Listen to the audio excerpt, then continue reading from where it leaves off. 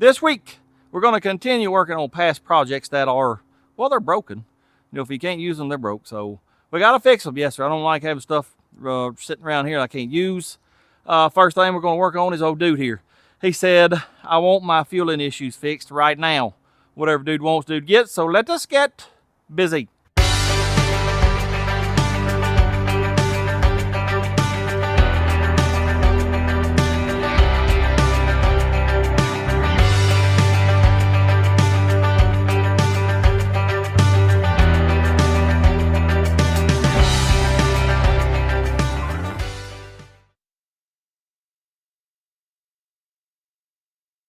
Before we get started on this week's video, let me give you all an update on some stuff I've done with the channel. I've decided to do YouTube memberships. Well, I'm going to show you a short clip here that I put on Facebook the other day. It'll explain it, and I'll be right back, and we'll recap what I just said. Well, here's a quick little message about something I just decided to add to the channel, YouTube memberships. And here's why. Well, let me go back. I added Patreon a few months ago, just as a way for people to support the channel if they wanted to. The reason I did it instead of YouTube memberships is because Patreon only takes 10%. YouTube takes 30%. There's two tiers over there, a $2.50 and a $5 a month. They're both the same. No one has no more perks than the other. You just decide whichever one that you would like to support the channel with, and that's how that is. Well, I asked yesterday on YouTube and Facebook. Go join my Facebook page, by the way, This and That Garage. Anyway, I asked who would be interested in me posting my full-length videos over on Patreon for $1 to $2 a month, and it would be completely ad-free over there. Well, I didn't get a whole lot of response. I had a few that said, yes, yes, we'd love to. I had some that said, we don't know what Patreon is. We don't know how to join. So that's why I decided to do the YouTube membership. Let's keep everything simple over here on YouTube. I'm still keeping the Patreon, by the way. I'll get back to that in a minute. But here's how you join the YouTube membership. Go to my YouTube channel page. Up at the top, there'll be a join button. Click on it. There's two tiers, $1.99 a month and a $4.99 a month. They both have the same perks. The reason I did that is because I got the same thing over on Patreon. You pick whichever level you want to support the channel at. Now over here on YouTube, well, I'll probably do it on Patreon too. I'm going to try to update at least once a week with a picture or a short video on an update on what we're working on, or maybe something I'm fixing to work on in a few weeks. I'm going to try to do it once a week, but fellas, I can't promise anything because, well, I'm a one-man show and I'm spread pretty thin right now. Anyway, here's something else I think I'm going to do too. I'll go ahead and add my full-length videos to Patreon. And you can go over there and join that for, I'm going to leave the tiers the same, $2.50 and $5. And you'll be able to watch my videos over there completely ad-free every week when I put a video out. The reason I'm doing this, I'm not going to go into a bunch of detail, but YouTube is killing my channel. They have just destroyed my revenue. This week's video is just, yeah, I cannot live on that kind of money. And you'd be surprised at the amount of money it takes to do this every single day. Yep. Not a cheap thing to do. Anyway, this is what I chose to do, and I'm not going to go into a bunch of detail because somebody's going to call me a crier or a whiner or beggar, whatever. If you want to join, please do. That'd be awesome. If you don't want to join, awesome too. I don't like you any less. This is just another way for people who want to support the channel to do so. Anyways, I got a bunch of stuff to do around here. I got to get busy. See y'all later. Well, it's all of a sudden thundering and lightning outside. Oh, yeah. So let me quickly recap before it gets loud in here again. Basically, Patreon is staying the same at the $2.50 and $5 a month membership. You join whichever one you want to. And I will begin putting full-length videos on Patreon. If you join over there, well, the perk is you get my videos ad-free. YouTube membership, the perk with that is I will be updating once a week at least on current or future projects, just showing you what's going on or what's coming. Maybe I went and bought a part or something that's big for the future I don't know. It'll just be something like that. The YouTube videos will be staying right here on YouTube. So you can watch it for free with ads. They're not going anywhere. I'm just giving an option of for y'all to support the channel in another way if you want to. That's it. Anyways, let us get busy. Get into this week's video. I believe we're going to start off with firing the little fella up and let him warm up, get good and hot. And, you know, that's when the issue happens. In case you have forgotten or you're just now tuning in, when he gets hot, sitting in traffic or whatever, you go take off, give him gas, and he'll go to bucking and jumping. It, you know, makes me look like I'm an idiot and don't know how to drive. And sometimes he will just cut off, like somebody cut the ignition off. And the RPMs will drop. He'll pick back up, he'll rev up to a certain RPM and cut off again. He'll drop and just keeps doing that. Yeah, he's got some serious issues. Also, if you will recall, a couple weeks ago, you know, when we started having all these major issues, fueling issues, I pulled him in the shop there, and you could hear gas. Well, it sounded like it was bubbling in the tank, like it's boiling. So I got a few things I want to try, but what we're going to do firstly, I'm going to fire him up, let him get good and hot, and then when I get back, or when I come back, we'll rev him up, see if he's going to go to acting like he did. It's not very hot. It's like 85 right now, so it may not get hot enough to act up. We'll just have to wait and see. Let me fire him up, get him warmed up. Fire in the hole.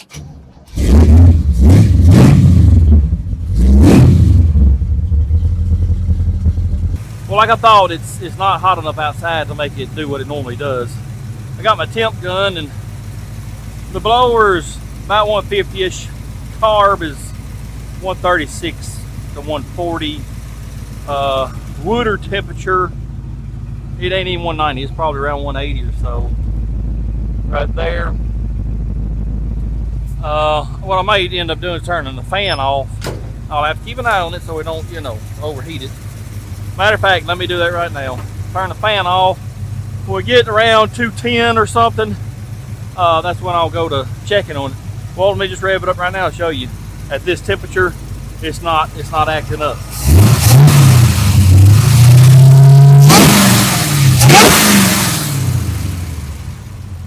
Let me turn the fan off, see what happens. Well, we're past boiling point. That's what them little dots and the line are, is boiling point.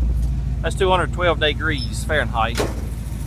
Blower temps, and maybe 1 degree, 2 degrees. Carb is, well, it's about the same as it was. Let's go over here and rev it up, see what it does. It may not be heat soaked enough yet.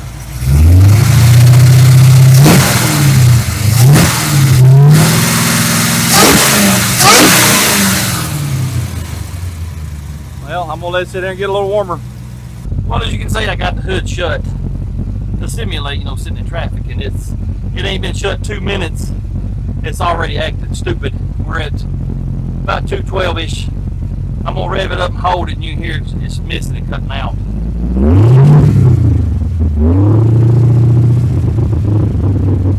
It's dying out right now. Yeah, it's definitely there. Yeah, you can put them out. What I wish I could do, I don't know how I'm gonna do it, is get a camera on that carb, shooting down in it, see what's going on, see if there's any gas, or, you know, I don't know. At this point, I really don't know what to do, but it definitely needs the hood shut to make that happen. Tell you what, I'm gonna pull the breather off, shut the hood, fire it up, and when it starts doing that again, quickly come out here, pop the hood, put my camera over down in there and go to hitting the throttle, just see what I see. It's kind of hard to do this, you know, and hold the camera, so I'll be back in a little while and let y'all know what I find out. Well, I came in here where it's a lot cooler, about 80 degrees in here instead of 85, and hovering over a really, really hot engine bay. But anyway, let me tell you what I have discovered. You know, I had the hood shut. I took the air breather assembly off so I could, you know, get in there quickly with a camera. Anyway, shut the hood, let it sit there and idle 10 minutes or so. Water temperature was right at 212 boiling. Quickly raised the hood, stuck my cell phone over the carb and with it recording, and went to hitting the throttle. And the first time I did it, I'll show you the video right here. The first time I did it, with that first throttle hit, great big old rush of gas went in, and it tried to die.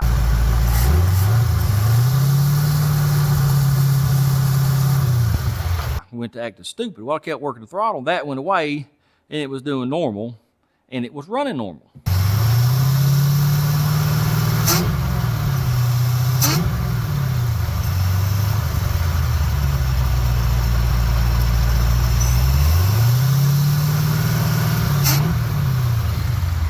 I said, well, okay.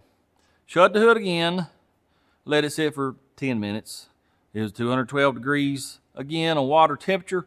Quickly raised the hood, put my cell phone over the carb recording, went to hit the throttle, and well, I'll show you right here. It's just dumping gas, yes, sir.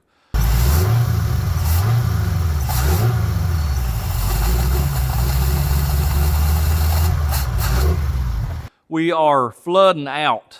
I don't know why. It don't make any sense. Just off the top of my head, first thing, power valve. That is, we did boost reference at carb. Maybe something going on with the power valve.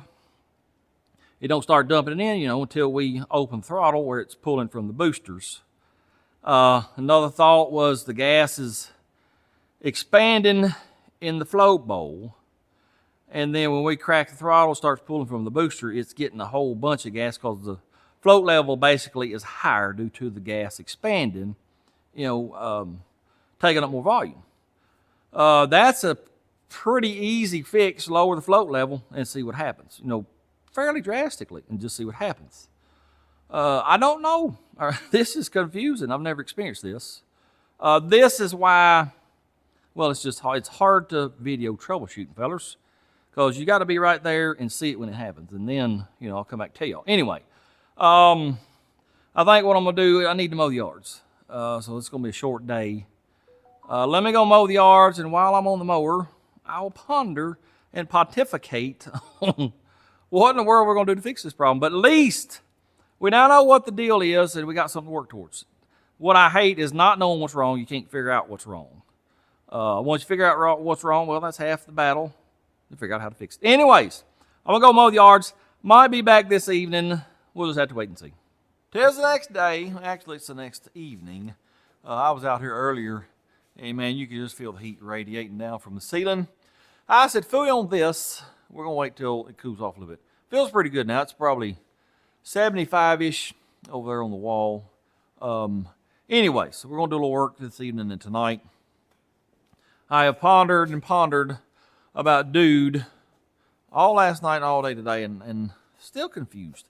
It don't make any sense what it's doing, but this is what I've come up with as far as how to fix it. Maybe we know partly what causes it, and that is when it goes to running hotter, heat soaking, whatnot.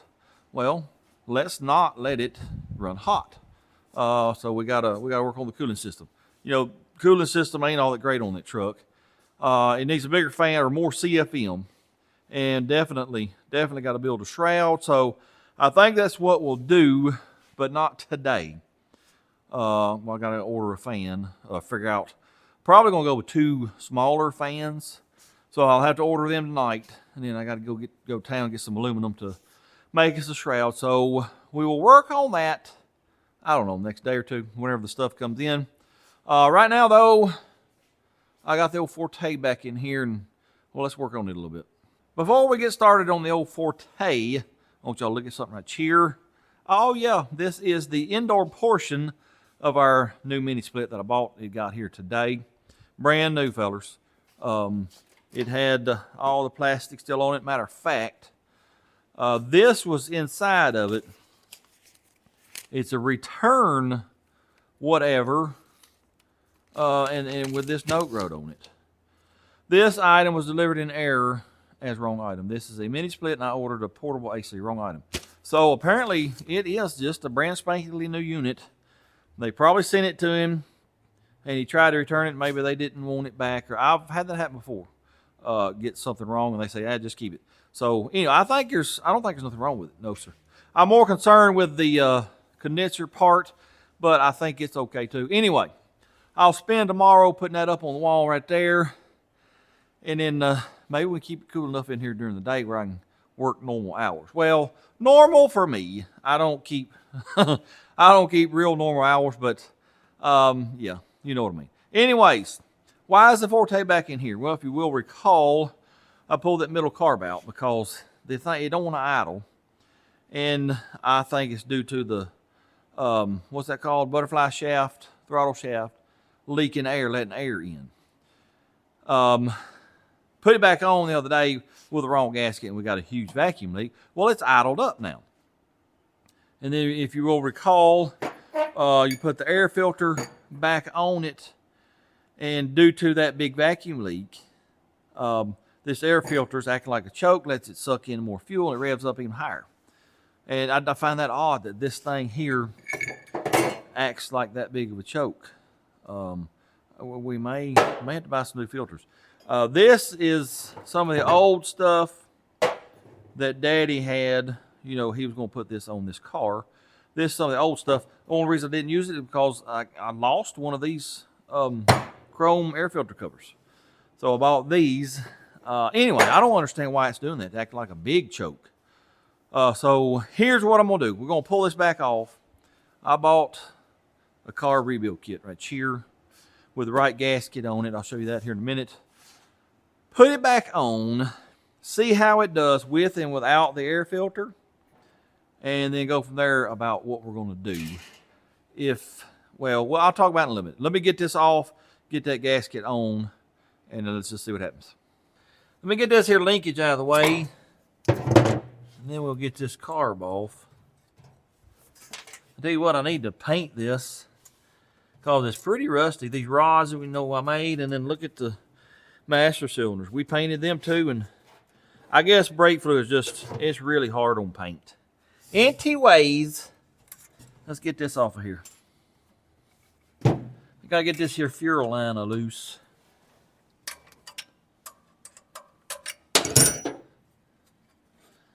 I can get 3 of these pretty easily with this socket and stuff. But this one over here on this corner, let me tell you, I believe it might want to make a preacher cuss. Yes, sir, I do. Also, know, by the way, I checked the radiator fluid in it earlier, and it was a half gallon low because it doesn't have a recovery tank. So we'll probably put a carb cleaner can recovery tank on this one too here in a little bit. All right, finally got this little aggravating thing off here. This vehicle right here has had trouble idling, well, about like the Silver Bullet. And I blamed it on a vacuum leak, you know, in the throttle shaft. You know, I showed y'all that on the last video. We got pretty good clearance there. It shouldn't be, but I think I've read like 10,000 somewhere in there. And I thought, well, that's where it's sucking in the air, the vacuum leak, and I'm having to turn the throttle speed screw, this one here, I'm having to crank it in to get it to idle up. Well, when you do that, you expose the transfer slots, and when you cut it off, it sucks a lot of fuel in through the transfer slot, and it'll diesel or keep on running. This one does it pretty bad. I have to kill it with the clutch. And also, the reason I know that is a vacuum leak is I can shoot carb cleaner down in the carb, and it'll pick up. So it tells me it's starving for fuel. So I figured, well, it's got a vacuum leak. But when we put this thing back on the other day, and this little gasket here caused us to have a bigger vacuum leak, well, the thing idled up. And, well, now I'm confused. And, well, we shot carb cleaner around the base, and it revved up. And then I put the air filter on there, and it acted like a choke, and it revved up. It tells me, I don't understand, though. Because, well, a vacuum leak can, we'll tell you this, a vacuum leak can make it not idle or make it idle too high. And, well, I'm just confused on that. I got some ideas. Well, let me just tell you this. The danged old Ford out there, that Silver Bullet, I have trouble getting him to idle. Got a great big old cam. Well, this one here's got a pretty decent sized cam for this size motor. It's got a pretty good load. Well, what you do when you got a big cam that don't want to idle is you drill small holes in your butterflies, your throttle plates, whatever you want to call them. And that will make it idle better. It's confusing because you're basically creating a vacuum leak Well, we've already got one, and it depends on, I don't know. I'm confused. That's what I'm trying to tell you. What I'm going to do is put this carb back on there with a good gasket, get rid of that vacuum leak. Then I'm going to start experimenting. That's about all I can tell you. So let me get it back on real quickly, and let's see what happens. Backed her out here, let it warm up so we can fool with it a little bit. And as you can see, she's idling. What's the RPM at right now? About 1200. It could come down some. But before, fully warmed up, if I could get it to idle at 500 or 600 RPM, I was doing good. Watch this. I'm gonna spray carb cleaner down in the carb. It'll rev up, indicating we have a lean condition or vacuum leak. Watch.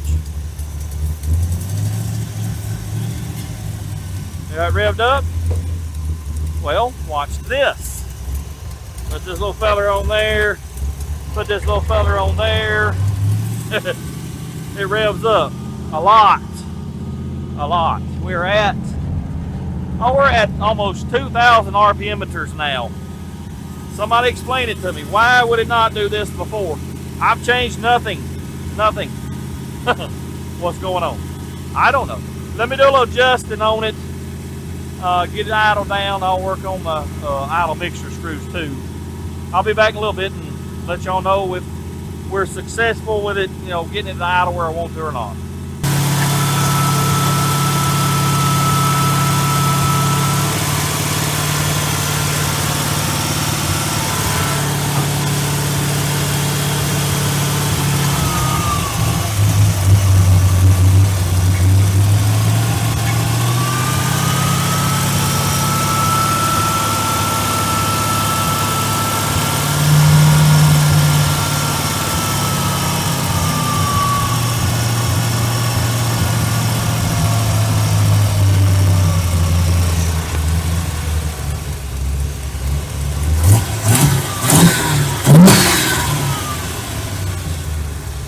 Well, there you go, fellers. She's idling at about, let's see what she's idling at. About 900, 950. Yeah, I can live with that. When you go from stopping at every light, wondering if it's going to keep running, to now it's idling great. That's awesome. The idle mixture screws, well, I think I told y'all last time, they were turned out like 5 turns. I've done run them in 3.5 turns and still sitting there idling. I will tell you this, it's not perfect. The idle speed screw, from where it's at right now, I can turn it maybe an eighth of a turn and she'll drop to about 500 RPM. So it's still, you know, it ain't perfect, but I'll take this, yes, because that's been a headache for a pretty good while. Yep. Glad we got it somewhat fixed anyway.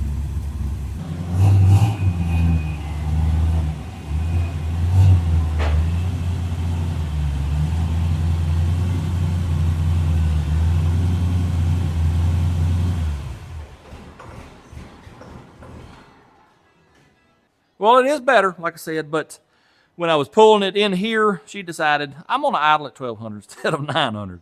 This is what you get, fellas, when you use junk to get junk running. You got to work on it. Oh, yeah. Those carbs, they're just wore out.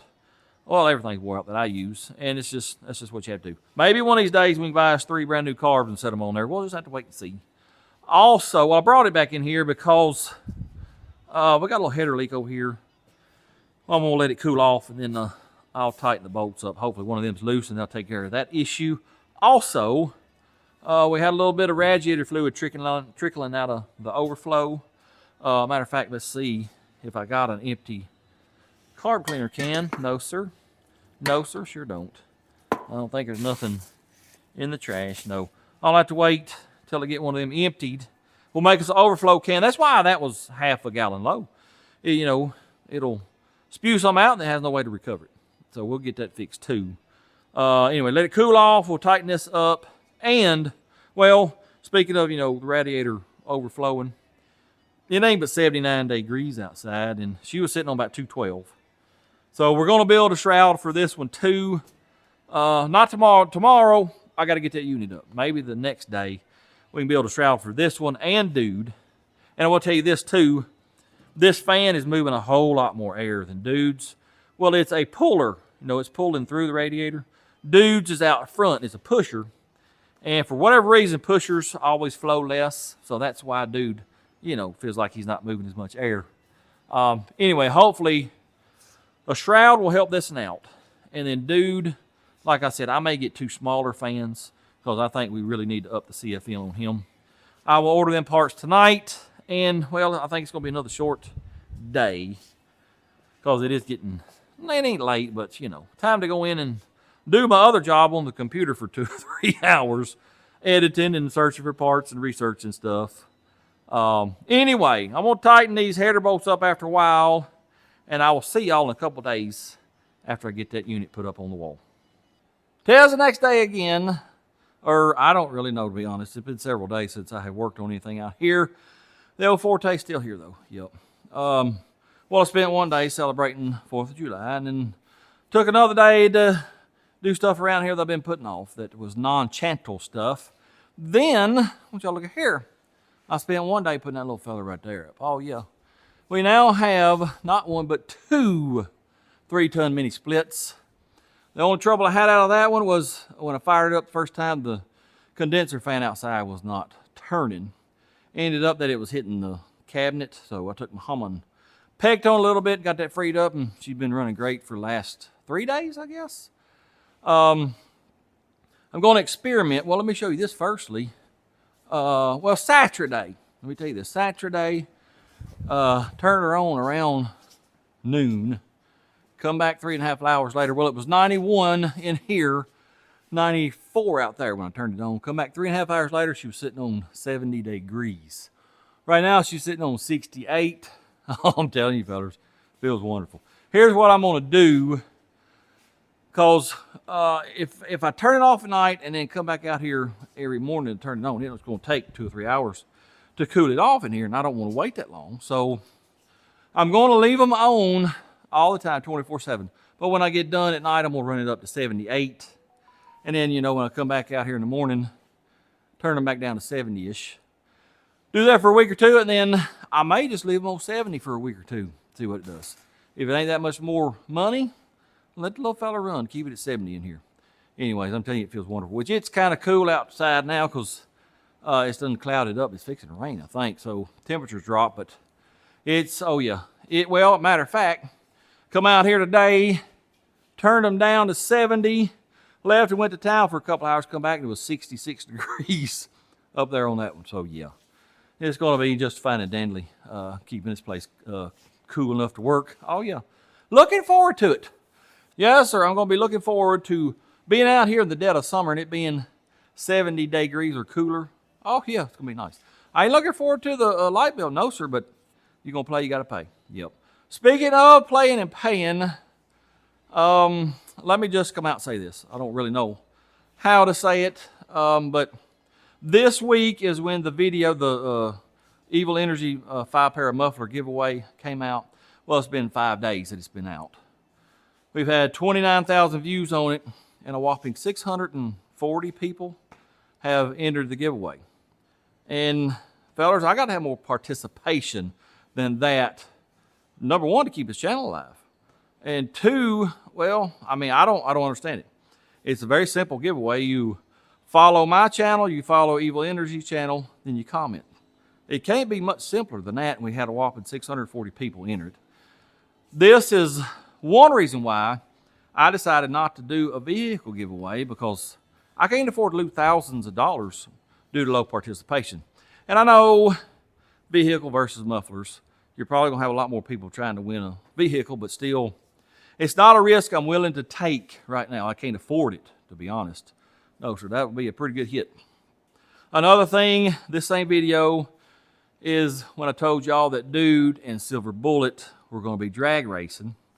Honestly, I thought that would go over really big with y'all. I've had 3 comments commenting on that. And at this point, with no more enthusiasm about that, probably ain't going to happen. No, sir, because Dude needs some work to be able to go down the drag strip without tearing things up. And that costs money. And it would be a whole video in and of itself just getting him ready to go down the drag strip. And if y'all don't want to see that, then there's really no need of me doing it. Nope. So that's on the back burner. unless, you know, I get more participation, more input, more enthusiasm about that. Fellas, I'm just trying to come up with stuff to keep the channel growing and alive, because it's went sort of stagnant over the last year, year and a half. Subscriber numbers are going up, but viewership is down. And, well, I've tried a few different things, and nothing seems to really enthuse people enough to come to the channel. I really don't know what to do at this point. I do need input. I do need participation, or the channel, well, it'll go away. It won't survive. Anyways, enough of that. I'm sure I'm going to get some comments, call me a whiner and a crybaby. That's fine. Let's get back on the old Fortay, and let me tell you what's going on with it. Well, there's a little bit of doomishness going on the last time we fooled with this old car. Remember, I took the carb off. I don't remember what I did to it. Oh, I know. I was going to try to fix the play in the shaft here. Can't find the shaft, and I got some more ideas on that, but well, I'll get to that in a minute.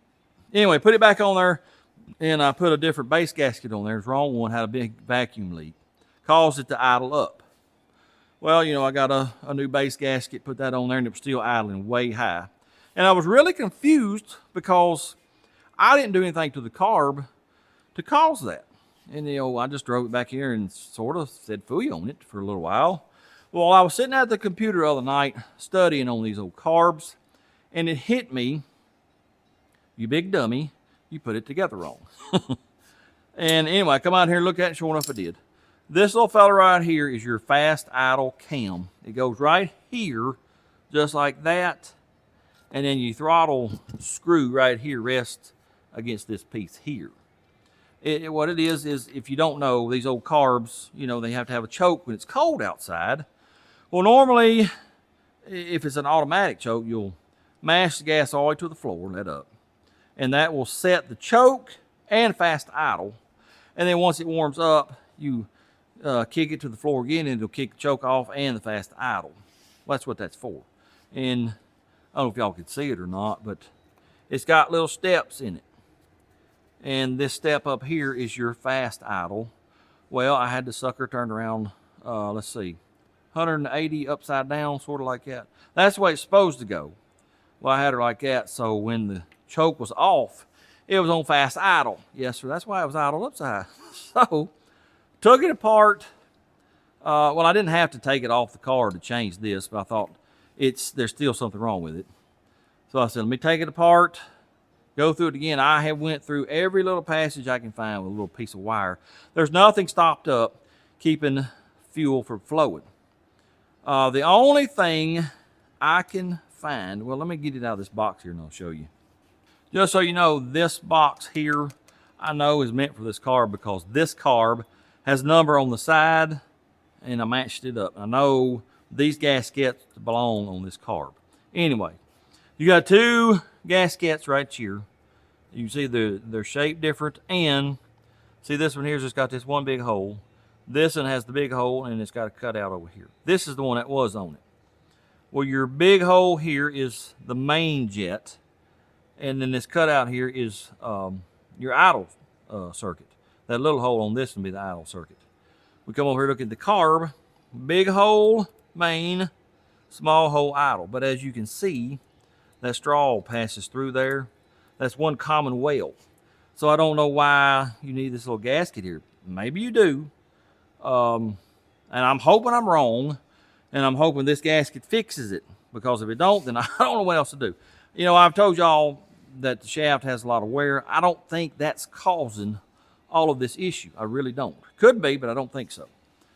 Anyways, let me put this back together, put it on the car, fingers crossed real good that I'm wrong, and this fixes it, and we can move this little fella on out of here and bring the next victim in.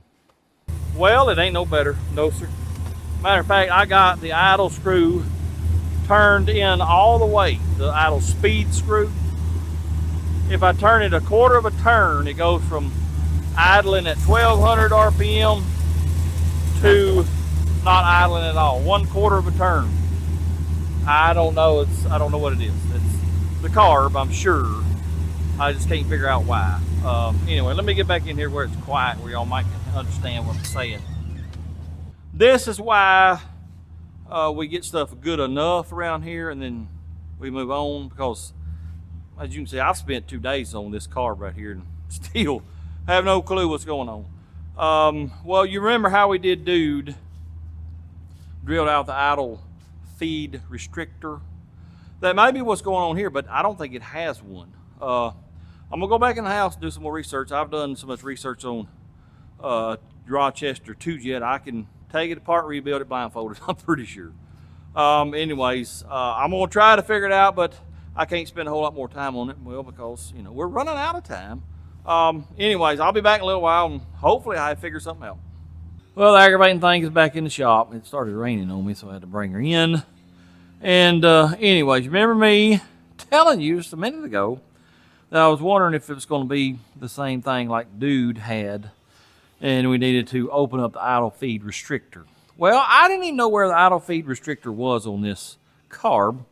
So I got online and did some reading and research, learning the anatomy of the carb. If you don't know where stuff's at, well, it's kind of hard to work on it. Anyway, here is, these are the boosters. They set down in there, and that's what the fuel comes out of the main jet. And then you got your idle stuff, you know, then showed y'all idle stuff over here. And the end of that tube, it's, well, I don't know if y'all can see on this camera or not, but the end of that tube is sort of pinched down. And then that hole in the end of it, that is your idle feed restrictor. You open that up to get more idle fuel. Also, they have what they call, is it a channel restrictor? That's that thing right there. Let me get my little pointer and I'll point it out. Right here, that's your channel restrictor. You can, I think it's actually little brass plugs that are pressed down in there. You can drill them out too, but they act like you don't want to mess with them right now. Start with these ends of these tubes. So I have done that, figured out what size they are. I'm getting a, what is that? I think that's about a 31 if I measure it, if I remember right. That's what's going down in there. They say you don't want to go bigger than a 38, and usually a small block Chevrolet from 350 cubic inch to 400, you want it around 35. So as soon as I find my 35 thousandths drill bit, we'll drill them holes out, put it back on there, and I really am hoping that this fixes it this time, because I'm tired of fooling with this thing. I really am. I told y'all wrong. What was going in there was about a 30. I got a 32, and then 33's gone. Here's 34. Let's give her a try with the old 34. See what happens. All right, let's drill her out.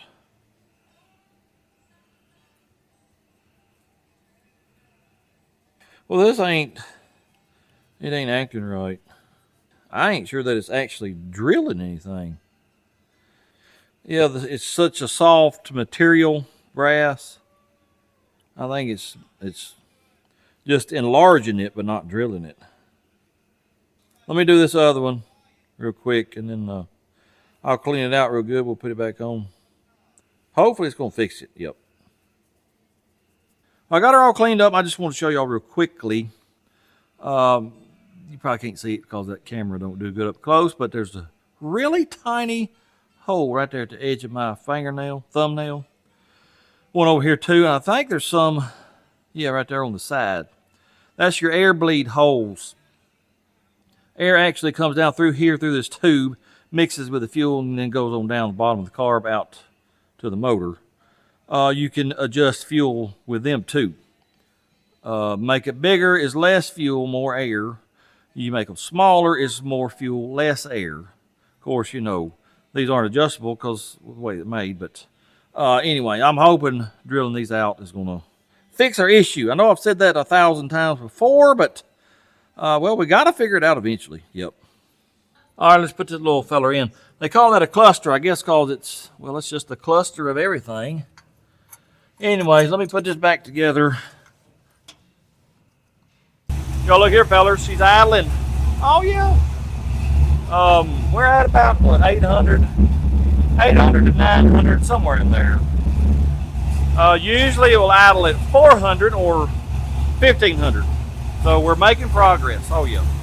It still ain't right. I can pull the air breather off, and it wants to die. Put my hand over it. It'll pick back up. I can give her a shot of carb cleaner and it'll rev up.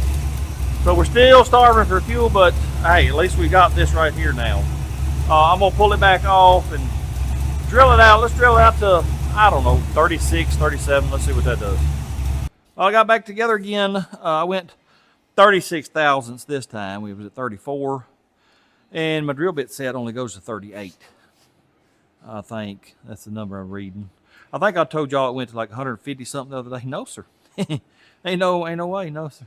I read the numbers wrong. I can't hardly see them. Anyway, I got it drilled to 36. I can only go to 38. If the 36 don't fix it like I want it, we'll go to 38. If 38 don't fix it, then we're going to have to start opening up the channel restrictor. I measured it, and it's 30, 31. It's about where the idle feed restrictor was when we started.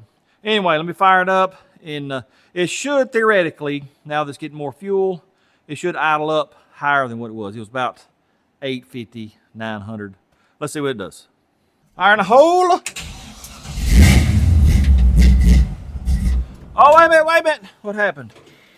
You know what I forgot? Yep. We got fuel everywhere because I didn't hook the fuel line up. Well, now that I got everything soaked with gasolines, let's give her a try again.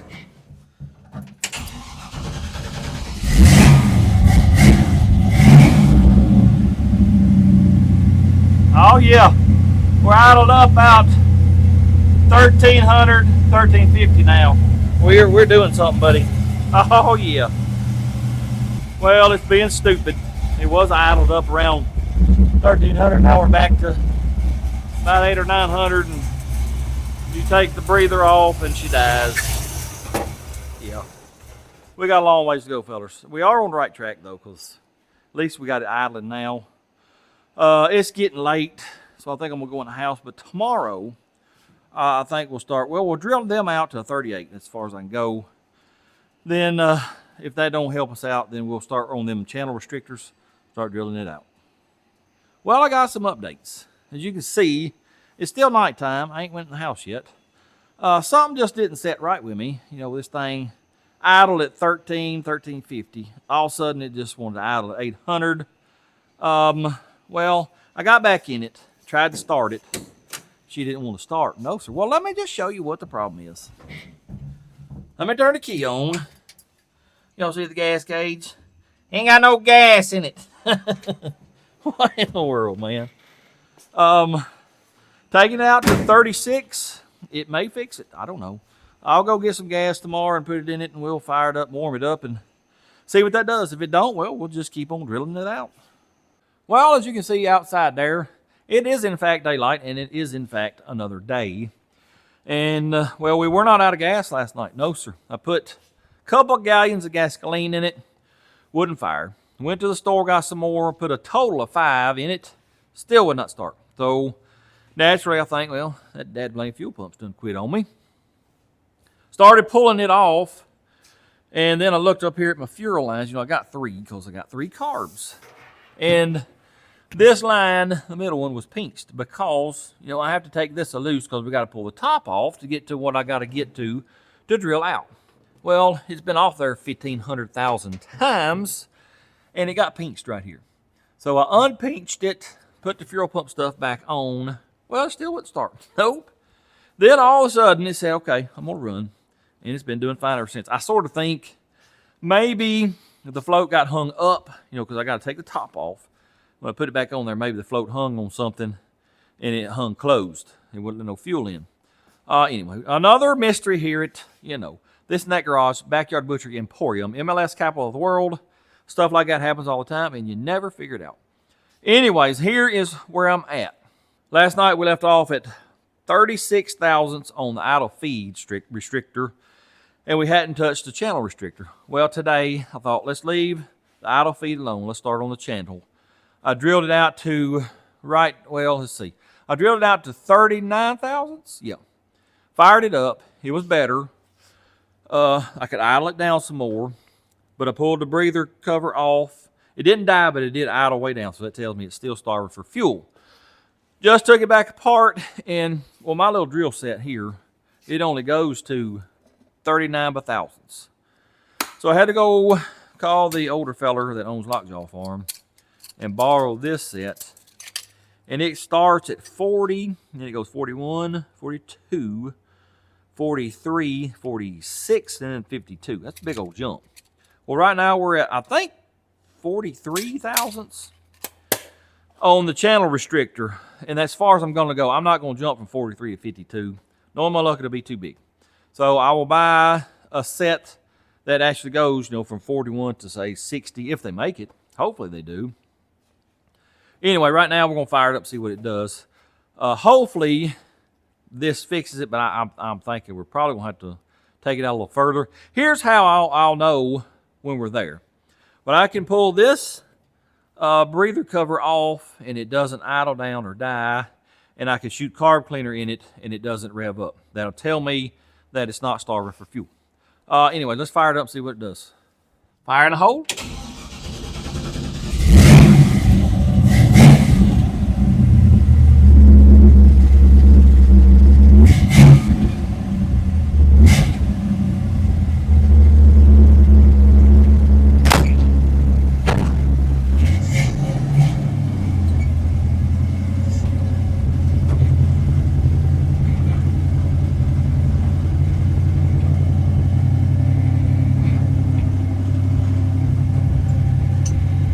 Well, I pulled it out here so we can warm it up, you know, not gas the shop out. It's warm enough. Y'all watch this right here. It does idle down, but it don't die. Watch it idle back up.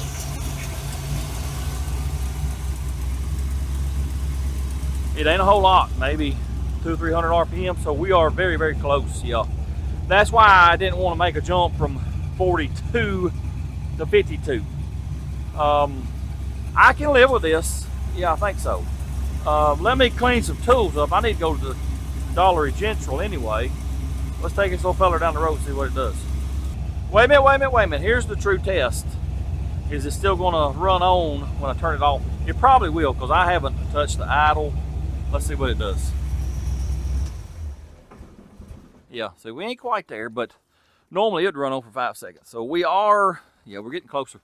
Anyway, let me hook my other carbs back up and we'll go to the store. Let us hit the road. It's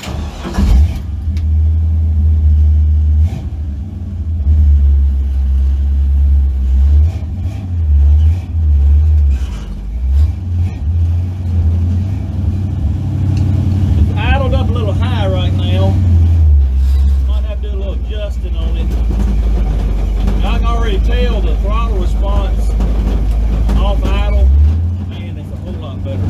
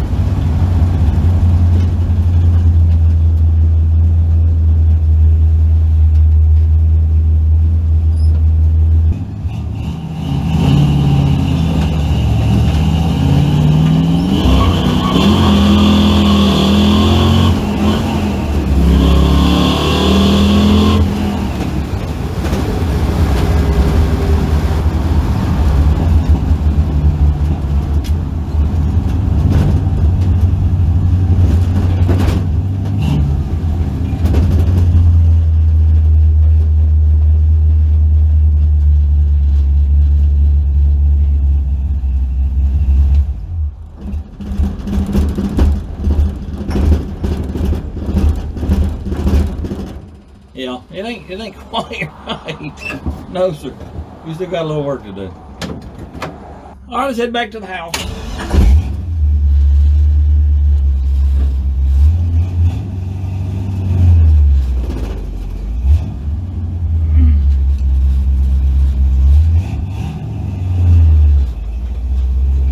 It's really hard to make this car spin the tires. I really got to get the revs up. These tires they're pretty sticky. Anyway, let me pull out here and let's see if we can't make her roast them a little bit.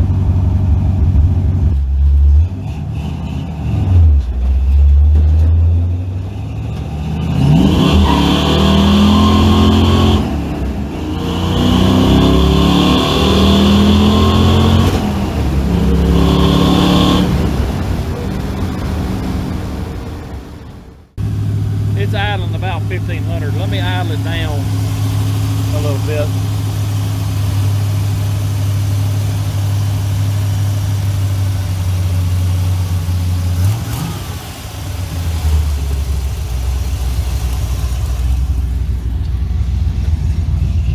Where are we at now? About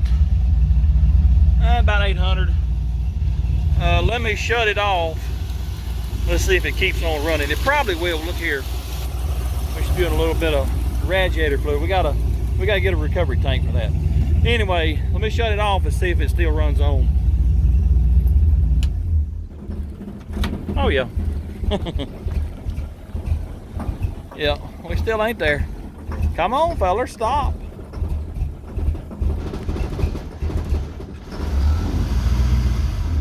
Alrighty then. That right there is part of the reason why it was running on. I don't know why it's that hot. Is the fan not coming on? Let me turn the key on. See if the fan's coming on. Well, we got something going on. I think my little temperature sensor has come loose again. Yep, sure has. It's laying down. Where is it at? Laying down here? Yeah, here it is right here. It's I think it was under the fan right here. I probably yanked it loose, fooling with that fuel pump. Let me fix that back real quick. All right, I got that put back like it goes. Well, let's just turn the key on, make sure the fan's gonna come on now. Oh yeah, there it comes. Yep. That'll help out tremendously. But yeah, we still gotta do a overflow recovery tank. And the carb is not 100%, no sir. Well, y'all saw, when I took the air filter cover off, it still wanted to die down. So that means still starving fuel a little bit, meaning we got the throttle blades open too much to keep it idling. Give her more fuel, I can close the throttle blades to bring the idle down, and hopefully it'll stop that run-on stuff too. But like I told y'all, I am out of drill bits, so I will have to order them tonight and maybe get them tomorrow, next day, and we'll get that fixed up. Y'all saw me idle that down to 800, didn't you? Fired it up to move it over there. It was idling at 1200. I don't understand it. Of course, when I cut it off, it kept running, I don't know, 8 or 10 seconds. Well, it was still hot, so that's gonna make it worse. But we're nowhere near right, but we are on the right track. We made great improvements because I've never been able to idle it down until now. Like I said, I'll get some more drill bits and we'll keep working on it. Also, when I pulled out here on the highway, tried to run through the gears real quick. No, sir, it has never let me do that. I don't know if it's something to do with the hydraulics on the clutch or if it's in the transmission, but I've never been able to speed shift it, bang shift it, speed shift it in a hurry, in a semi-hurry. Nope, still can't do it. Exact same setup on Dude, and I have no trouble doing Dude like that. Anyway, the car's not built for that, but it would be nice to be able to do that every once in a while. And like I showed y'all, man, you got to get the R's up 5,500, 6,000. Dump the clutch before it overspin the tires, because, well, those tires grip pretty good. I think they're, are they Nettos? They got pretty good grip. Well, I finally got my metal today. Yeah, it's evening time. Hopefully, though, we'll get this done tonight. And then tomorrow, it'll be good and hot. We'll back her out there and let her idle and see how it does. Hopefully it'll keep it cool. Also, I may put a cooler thermostat. I don't remember what temperature I put in there. I'll have to look back at old videos and see if I told what temperature it is. Put a 160 in there, and that'll help us out a lot too. Anyways, we got us to 12-inch fans right here from Evil Energy. Here's a little kit that it comes with. Of course, you got your little thingamabobs there to mount it like this one was. Just, you know, shove these through the radiator. You got a fuse and a, what do you call that? Well, that's a bug right there. And then you got a relay here that, you know, that's all your wire and stuff. And it's got a temperature sensor. I don't know what temperature it cuts on at, but if you wanted to just use this to control it, then you can. I'm not going to, because I bought a controller like on the Fortay, the Ford, and Jolly Green. We'll wire that up after we get this done. And of course, it comes with little mounting feet. They stick in there. And you got a little 30-amp breaker for it too. And then various little wiring up things and some screws and whatnot. Anyway, appreciate that, Evil Energy. Remember, we do have us a discount code. I'll put it up here on the screen. I'll put a link to Evil Energy in the description below. Anyway, this is how I'm going to arrange these. It's the best way I can figure out to do it. Like I said, these are two 12-inch fans, 1800 CFM a piece. The one that was on it, I believe it's a 16-inch. It's only rated for 1400. I don't understand that, fellas. How can that big fan be rated for so much less than these little ones? But with both of these, hopefully, we'll have enough CFM to keep this thing cool. What we got to do is make us a fan shroud to mount these two. That's why I've got these set up here about where they're going to go. I got to get some measurements, see how long this way and this way. And of course, we got to put a 90-degree bend on every corner. Get it mounted here somewhere. We'll figure that out here in a little bit. But let me get the metal cut and bent. Then we'll worry about mounting it. Well, I got my measurements. It's 24 by 21 1/2. Let's do a little cutting.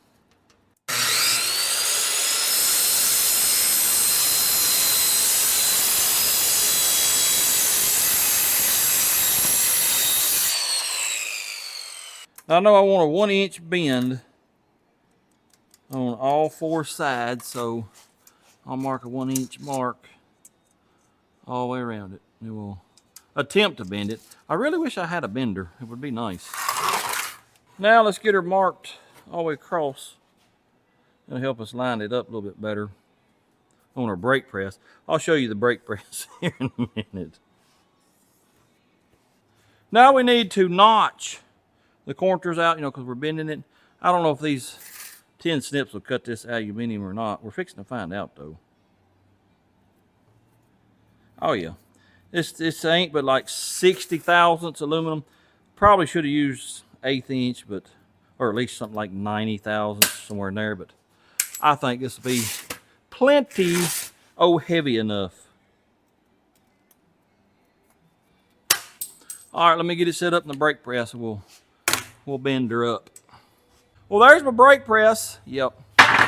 I really do wish I had a decent sized brake press, but I can't justify the cost because I don't bend enough material, to be buying one. Anyway, here's what we're going to do.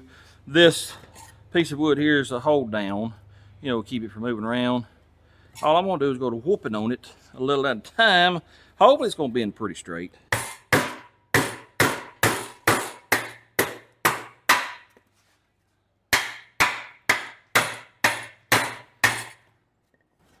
Let's go this way, see if that don't help, because I'm putting weird marks all over it.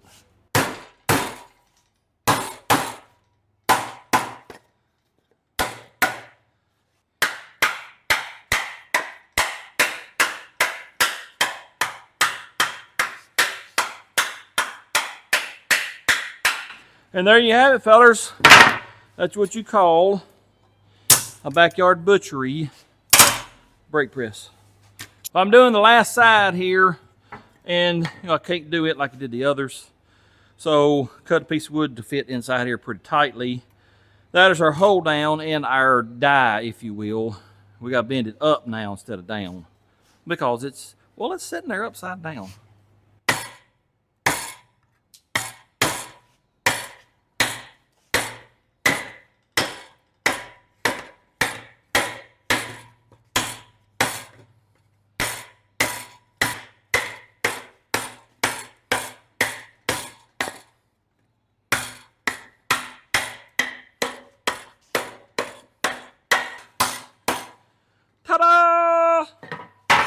With our Tiz, what we got to do next is cut us some big old holes in it. But if I'd have had my thinking cap on, I'd have made this side and that side half inch, 3/4 inch longer, where it come on down and seal that crack a little bit more. I think we'll be just fine and dandly. Yeah, I ain't gonna worry about it.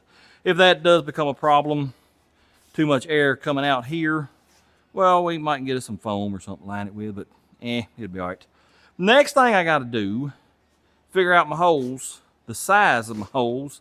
I wish they would send some kind of pattern with these, but anyway, I'll measure it and we'll have to find us something that size and mark it out, cut it, and make us some mounts, mount the fans, and that'll be that. Well, I got it laid out. There's my circle we're gonna cut that inside line. I got me a little apparatus here to hook my plasma cutter to, just like that right there. Whee! Get us a perfect circle. Let's cut her out.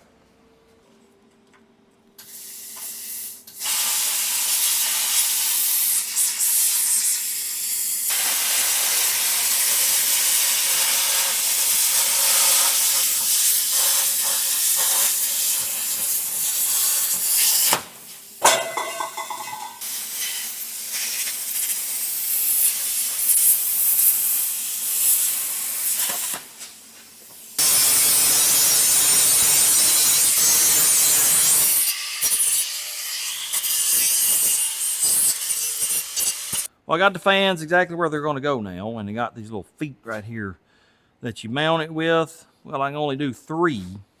It really needs 4 because there's not going to be anything out here in the center, and it's pretty thin. So I think what I might try to do is get me like a Phillips head, what do you call them, self-tapper, go down through here maybe. We'll see. But right now I'm going to drill some holes for some rib nuts, because look here what I bought me. Oh yeah, I got me a rib nut gun. So that's what we're going to use here. So let me get this out of the way. Let me drill these holes and we'll put some rib nuts in it. I'm not real sure what size to drill the hole. This measures like 350. I'm gonna go one size up on the drill bit and let's see what that does. Let me clean that stuff off right there. Now, will it or won't it? I guess we're fixing to find out.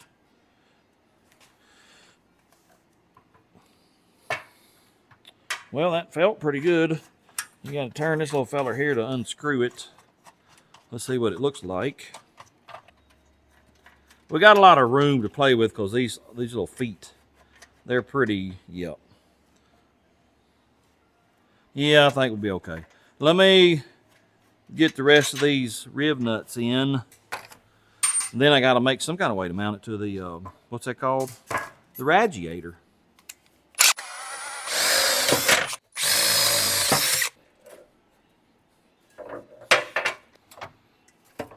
Kaplow.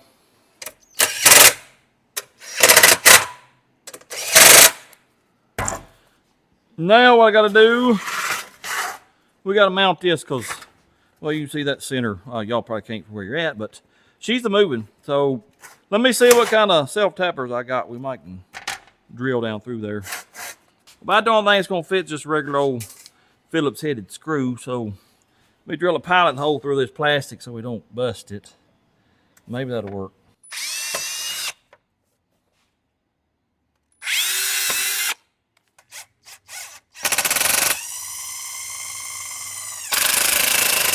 Oh, look at there. Like it come from the factory. Ta-da! Well, that don't look too bad so far. Them little screws in the middle there, we ain't got no big gap opening up anymore. I'll tell you what I need to do, maybe on the back side, is get me some kind of a 90-degree piece of angle iron put in here, because that's flexing a little bit too much for my liking. We'll just see how it does. Anyway, what we gotta do next is mount this to the radiator. The only thing I know to do is get me like a 1 inch or 1.5 inch strip, weld it to the radiator, bring it up here, and then self-tapper it to our fan shroud. Do that in 4 spots. It ain't gonna happen tonight though, fellas. My knees are killing me.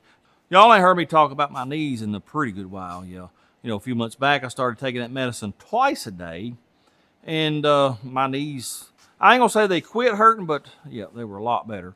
Ever since I got back from power tour, man, I'm telling you, they are, yeah. It's all I can do to get out of bed in the morning. And of course, you know, about 5-6 hours out here, and that's all I can handle. They just get hurting me too bad. So I'm gonna go in the house tomorrow. Hopefully we can finish all this up, and we'll fire him up, and hopefully it'll be a hot day tomorrow, and set him outside there and let him idle and see what happens. Well, the Artez in its final form, and I was wanting to weld these little tabs on. Well, I have lost the ability to TIG weld. I don't know what's going on. I tried it over here, and well, you can see it just burnt the aluminum away. I'm gonna have to do some practicing on that, because yeah, I don't like that. Anyway, I did the next best thing and used self-tappers. That's a mechanic's best friend. Actually, it's not self-tappers, it's these right here. They're akin to a self-tapper. But I had to grind part of that away because drilling right here on this bottom one, well, if I wouldn't have cut them down, I'd have hit that first tube. I'm not sure, this first one drilled, I'm not sure I didn't jam that drill bit into that first tube. We'll find out after a while when we put radiator fluid in it. But the Artez, it's ready to go in. We'll put it in a little bit, but I have piddled half the day out here today, just getting garbage out and bringing more garbage in. Still got a lot of garbage over in this area that needs to go to the garage, to the new racks I put up. I'll get it sometime. Got a big pile of parts here. We have accumulated. We may have a motor build coming. You just have to wait and see. Speaking of motors, we got 2 LS motors sitting right here. Sure do. Y'all have heard me mention the fellers at Hoopties and Hot Rods. They're just right down the road, maybe 5 miles. Well, they called me up and said, you want 2 motors? I said, absolutely. And here they are. They are 4.8s. Now, before you go to saying, oh, that's a little tiny motor, let me tell you, these motors here, you put a turbo on them, oh yeah, you can get 700-800,000 horsepower out of these little fellers pretty easily. Yep. We are fixing to get into some LS building, and here's why. It's cheap horsepower, fellas. The heads are awesome on them. The cranks, the bottom end, they can handle 700-800 horsepower easily all day long. Now the rods, from what I understand, are a little iffy, but they're just cheaper to build.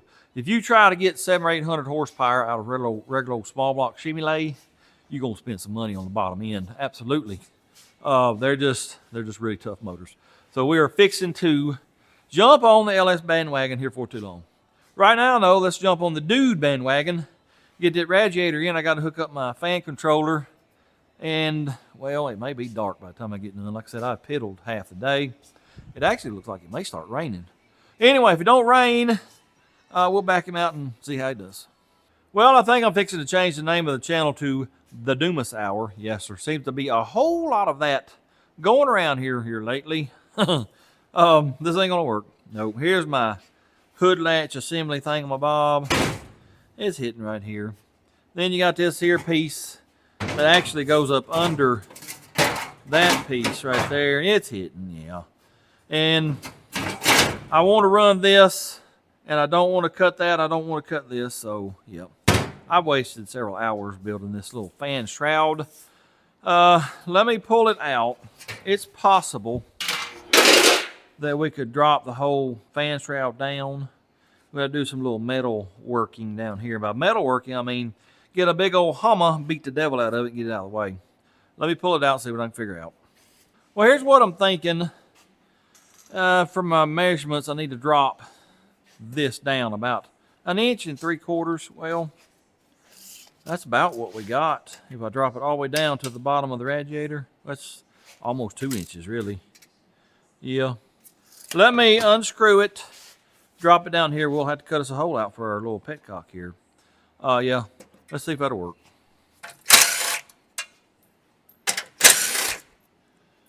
All right.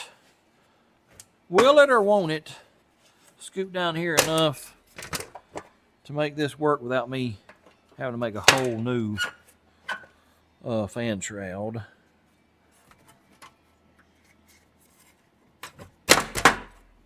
Let me put a screw in it and then keep it from, flopping all over the place, and we'll put it in there and just see what it looks like.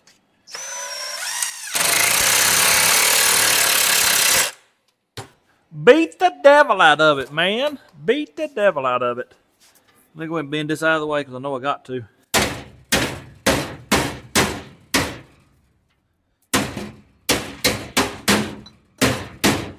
Let's see what that'll do.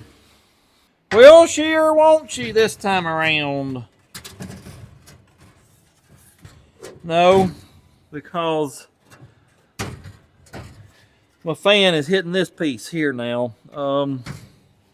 Which I can cut that. I don't mind cutting that bottom piece. I just want to cut this because it would look like garbage. It's got to go down quite a bit. Let me pull it back out, see what I can do.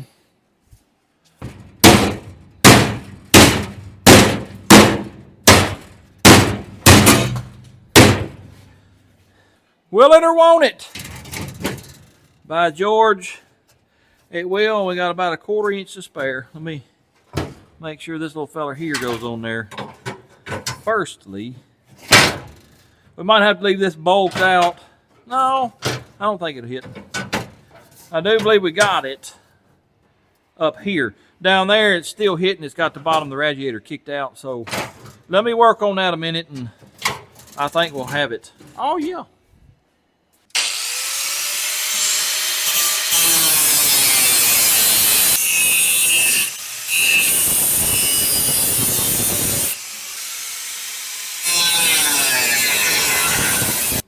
Come on, man, get out of there. Ta-da! Let's deburr some of these sharp edges.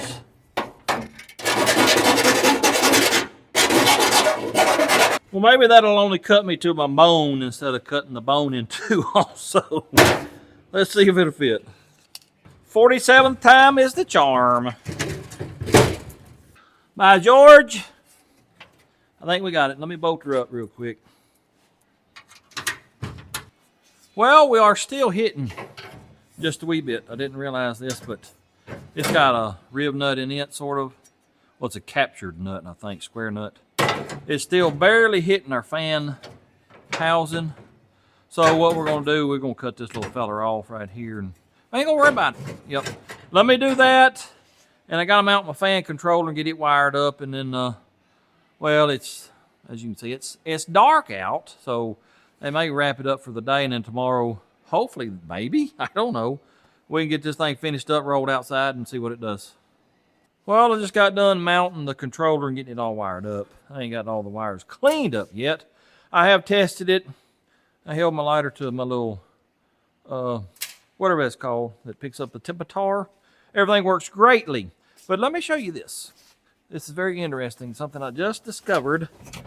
Watch when I turn the key on. You see my light come on my boost gauge, the, what's it called? Gas gauge come up, the volt gauge come up. Now watch, I'm gonna move this key a little bit. Y'all see that right there? Y'all see that right there? If I get it just right, it'll stay off. There it is right there. It's very quite possible that that is that cutout. Remember, it would just completely shut off. RPMs will drop and it'd come back up. Yeah, that very well could be what's going on. This will be the second ignition switch I put on this thing in a couple of years. I guess they're all garbage just like everything else you buy. Well, that's just what you have to deal with. Anyway, I'm going in the house. My knees are hurting. But tomorrow I will clean this up, put the stuff back on, put the radiator fluid in it, and we'll check her out, see how she does. Well, I got everything buttoned up and hooked up. Got her out here running full of radiator fluid. I'm just waiting for the fan to kick on. The first one just did. I got it set on 130 degrees because them temperature controllers ain't all that accurate. Let's see where we're at.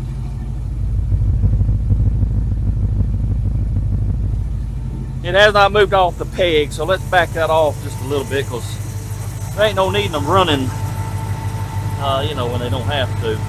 Let's run it up to about 150. 155, that sounds good. Let's see what that does.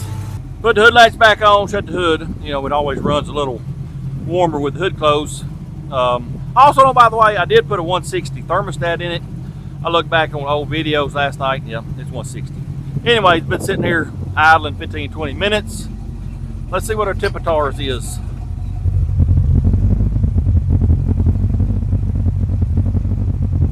Would you look at it? Would you just look at it? Oh, yeah. Look like it's sitting on about 180-ish. Not bad, fellas. Normally it'd be 215, 220 by now. Let's hit the pedal and see if it's going to act a fool or is it going to act right.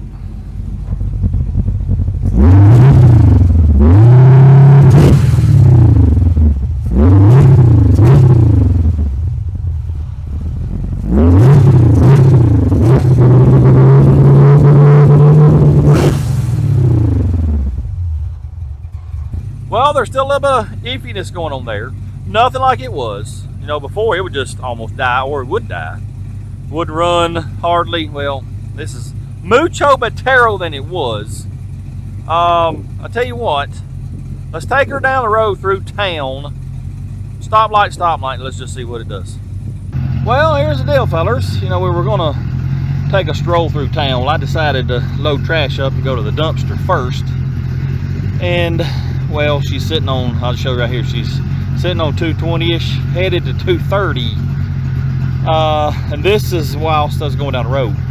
I was kind of afraid that might be an issue. I've blocked too much of the radiator off to cool it whilst going down the road. I'm gonna let it sit here and idle for a few minutes and see if it'll cool back down. If it does, then, well, that's the issue. We're gonna have to do something about that. Well, it's been sitting there less than 5 minutes. Y'all look at here. We're already down to 190-ish, just a little above 190. So yeah, that's the issue. Let me turn the thing off. Let's go in the shop where it's cool and we'll discuss what we're gonna do about it. What are we gonna do about dude's cooling issues? New cooling issue, one that I have created. You know, we fixed one, well then I created another. Well, I have seen some store-bought fan shrouds. They'll have louvers, like, you know, if it's a front mount, a pusher style, they'll have louvers where air can flow through them. We can do that. I just cut out a big square. I don't know. If I can find a die, you know, I got a press right there. If I can find a louver die of some type, we might do that. If it was a puller fan with the fan shroud on the back side of the radiator, I've seen them like stock, well, even aftermarket ones. They'll have like a rubber flap that'll open up when you're going down the road to let extra air flow through. Can't really do that type on the front. Well, I guess you could, but it won't, well, it'll be pulled open all the time, you know, from the fan. I don't know, fellers. I'll figure something out, but it ain't gonna be this week, no, sir. This video is already too long, so we'll fix that next week. Plus, we still got some work to do on some of the other vehicles, so be looking for that. Anyways, appreciate y'all watching. Hope you enjoyed it. If you don't mind, hit that like, comment, subscribe, share it with your friends. And until next time, go do something. Blur, blur.